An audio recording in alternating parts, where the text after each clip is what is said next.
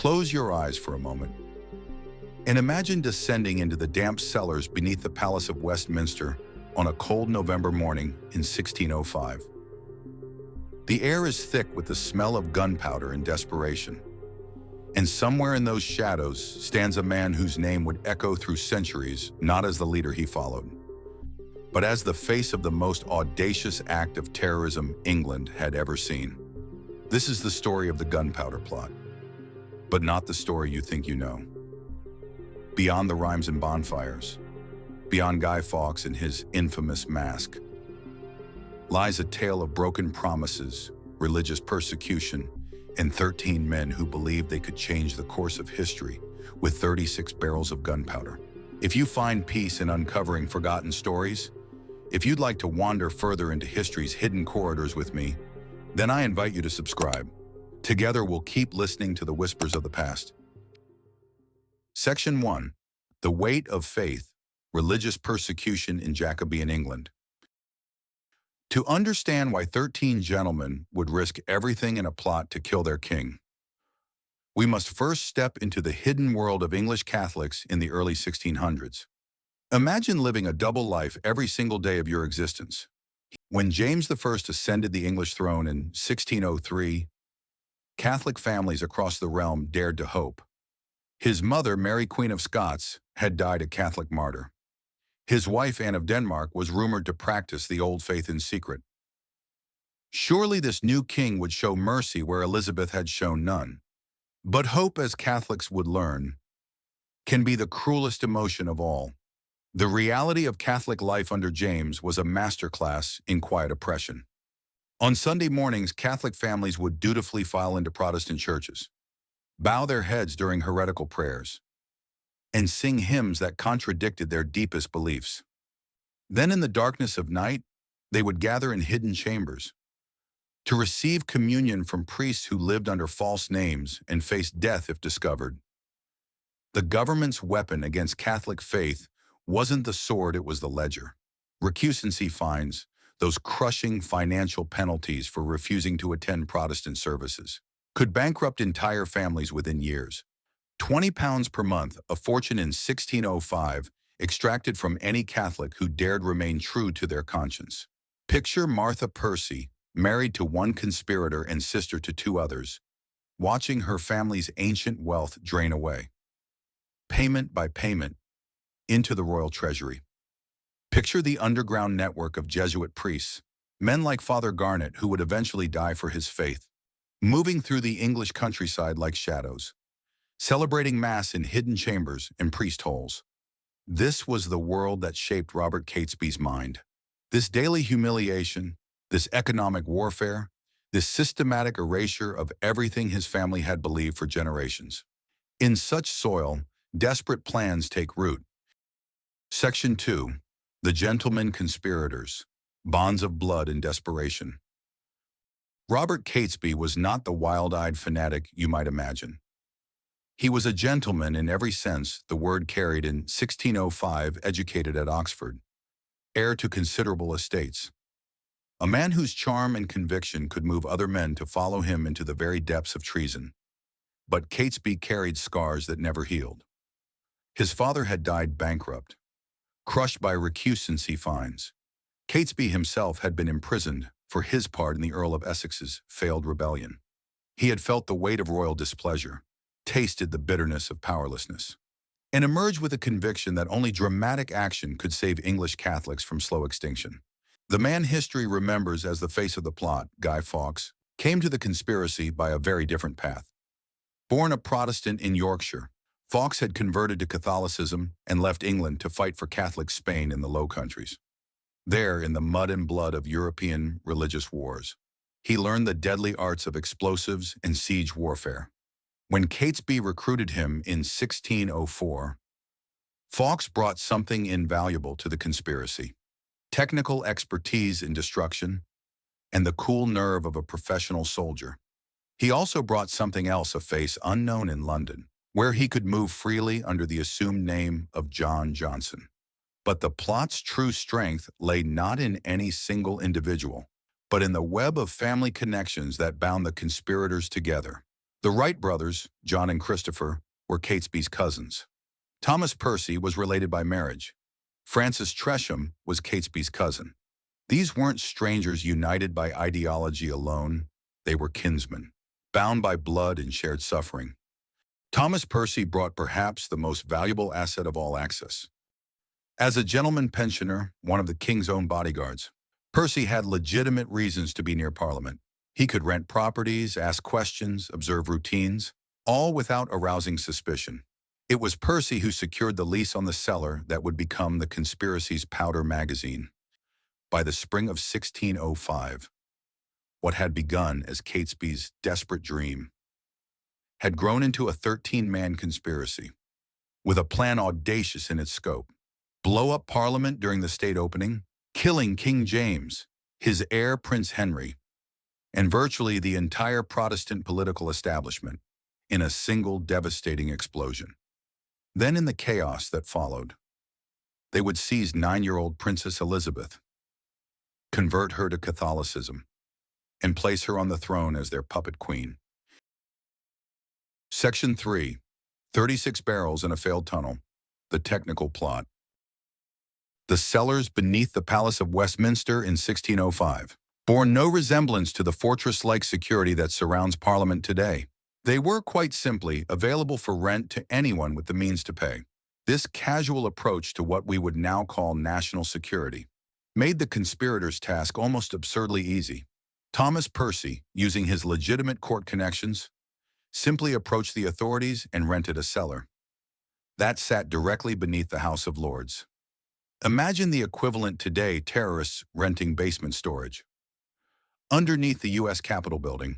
But before they secured this perfect location, the conspirators had attempted something far more ambitious and foolhardy. Through the winter of 1604 to 1605, they had tried to dig a tunnel from a rented house to the foundation of Parliament itself. Picture these gentlemen, men accustomed to having servants perform physical labor, taking turns with picks and shovels in a cramped, airless space. John Wright, Guy Fawkes, Robert Keyes, and Thomas Bates worked in shifts through the cold months, their hands blistering, their backs aching, driven forward by Catesby's unwavering conviction. When they struck the incredibly thick foundation wall of Parliament, built to last centuries, they realized their tunnel plan was hopeless. The gunpowder itself tells a fascinating story of both medieval chemistry and spectacular overkill. In 1605, gunpowder was a relatively primitive mixture: saltpeter, sulfur, and charcoal, ground together without the sophisticated techniques that would later make explosives truly devastating. The conspirators stockpiled 36 barrels, containing roughly 2 tons of the stuff, enough explosive power to level not just Parliament, but several city blocks surrounding it. But here's where the plot reveals its fatal flaw. Gunpowder in 1605 was notoriously susceptible to damp. Those barrels sat in the cellar for months, absorbing moisture from the Thames adjacent location, slowly degrading in potency. Modern analysis suggests that by November 5th, much of their carefully hoarded explosive may have been too deteriorated to achieve their apocalyptic goals. Guy Fawkes, meanwhile, had transformed himself into John Johnson, servant to Thomas Percy. He grew a beard, adopted rougher clothing, and learned to speak with the accent of the working class. For months, he lived above the powder magazine, the perfect guardian for their weapon of mass destruction, waiting for the moment when he would light the fuse and transform himself into a martyr for his faith. Section 4. The Monteagle Letter. When Conspiracies Unravel. On the evening of October 26, 1605, William Parker, Baron Monteagle, received a letter that would change the course of English history. The message was anonymous, oddly worded, and carried a warning that seemed to come from the shadows themselves. My lord, out of the love I bear to some of your friends, I have a care of your preservation. Therefore I would advise you, as you tender your life, to devise some excuse to shift of your attendance at this Parliament. For God and man hath concurred to punish the wickedness of this time. And think not slightly of this advertisement, but retire yourself into your country, where you may expect the event in safety. The letter was a masterpiece of vague menace, specific enough to alarm, ambiguous enough to avoid direct accusation. But Monteagle, rather than quietly withdrawing to the countryside, made a decision that sealed the conspirators' fate. He took the letter directly to Robert Cecil, the king's chief minister and England's master of intelligence. The identity of the letter's author remains one of history's tantalizing mysteries. The prime suspect is Francis Tresham, the conspiracy's weakest link, a man whose debts and instability had already made his fellow plotters nervous. Tresham had family connections to Monteagle, motive to prevent the plot without directly betraying his cousins, and access to inside information about Parliament's schedule. But Cecil, England's spy master extraordinary, didn't act immediately. For 9 long days, he watched and waited, allowing the conspirators to continue their preparations, while he gathered intelligence and planned his response. This calculated delay suggests something chilling, that Cecil may have been aware of the plot long before the Monteagle letter arrived, and was simply waiting for the perfect moment to spring his trap.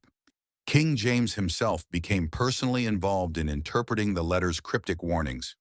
The phrase about God and man concurring to punish wickedness struck him as suggesting divine retribution, while the emphasis on Parliament suggested that the building itself might be the target. On November 4th, just hours before the planned state opening, James finally ordered a search of Parliament cellars.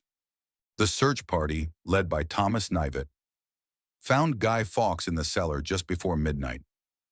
Dressed as John Johnson and claiming to be Thomas Percy's servant, he carried matches, touchwood for lighting fuses, and a pocket watch, the tools of his intended martyrdom.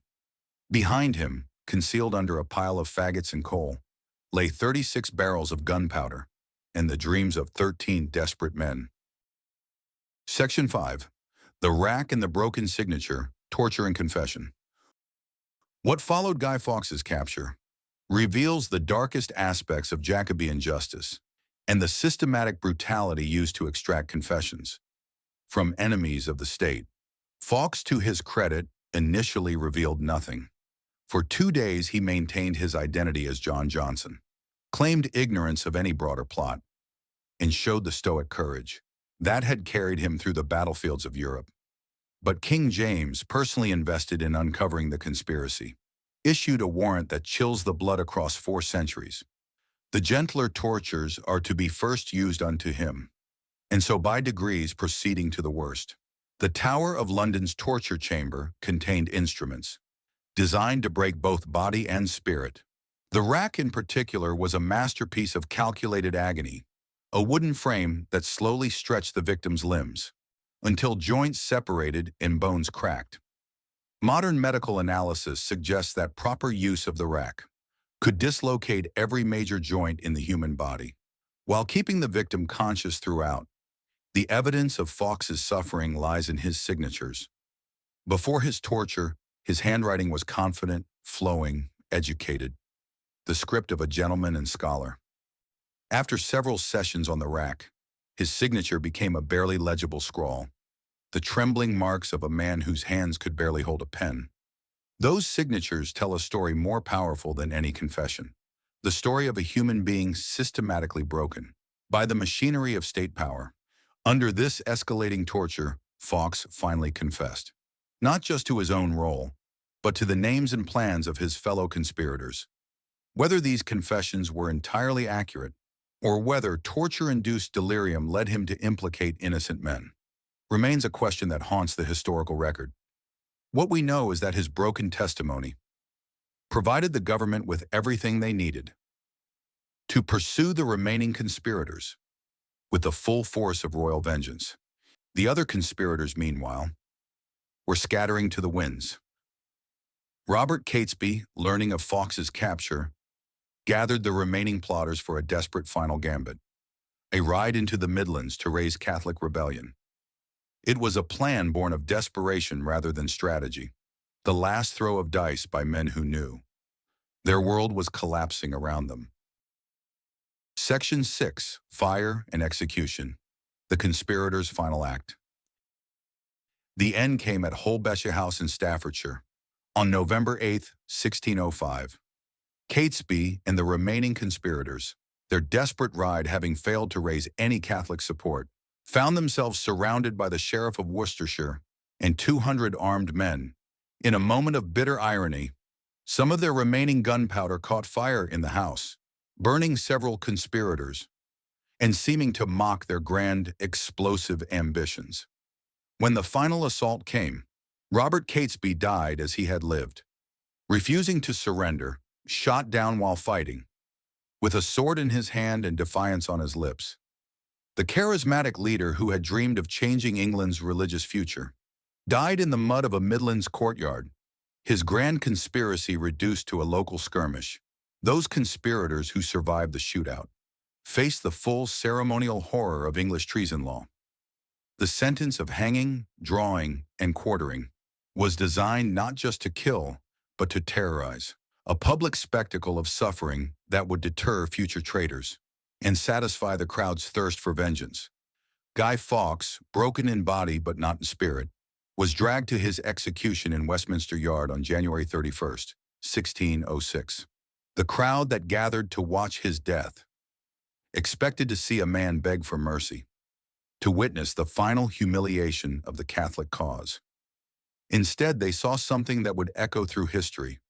Fawkes, with his last act of defiance, leaped from the scaffold before the rope could fully choke him, breaking his neck and dying instantly, cheating the executioner of his gruesome work and the crowd of their expected entertainment. Even in death, Guy Fawkes had managed one last act of rebellion against the system that had tortured and condemned him. It was a gesture that would transform him, in the centuries to come, from villain to symbol of resistance against tyranny, the Echo of Gunpowder. The Gunpowder Plot failed spectacularly, but its echoes have never truly faded. Every November 5th, as bonfires light across Britain, and children recite, "Remember, remember the 5th of November," we commemorate not just the plot's failure, but something more complex and troubling. A moment when religious persecution drove desperate men to contemplate mass murder. The 13 conspirators were products of their time, shaped by decades of systematic oppression and the grinding reality of religious apartheid. They were not monsters, but men, fathers and husbands and sons, who believed that spectacular violence could accomplish what patient suffering had not. Their legacy lives on in ways they never could have imagined. Guy Fawkes' face, transformed by graphic novels and activist movements, has become a symbol of resistance to authority itself. Digital activists wear his mask. Protesters invoke his name, and his image has traveled from the 17th century religious terrorism to 21st century calls for democracy and transparency.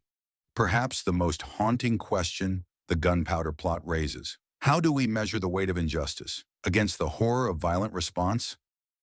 The conspirators genuinely believed they were fighting for their survival as a community, for the right to practice their faith without persecution. But their chosen method, the annihilation of Parliament and everyone within it, would have created horrors far beyond what they sought to end. History remembers the Gunpowder Plot because it represents one of humanity's eternal struggles, the tension between desperate justice and terrible methods, between faith and fanaticism, between the desire for change and the temptation of destructive shortcuts.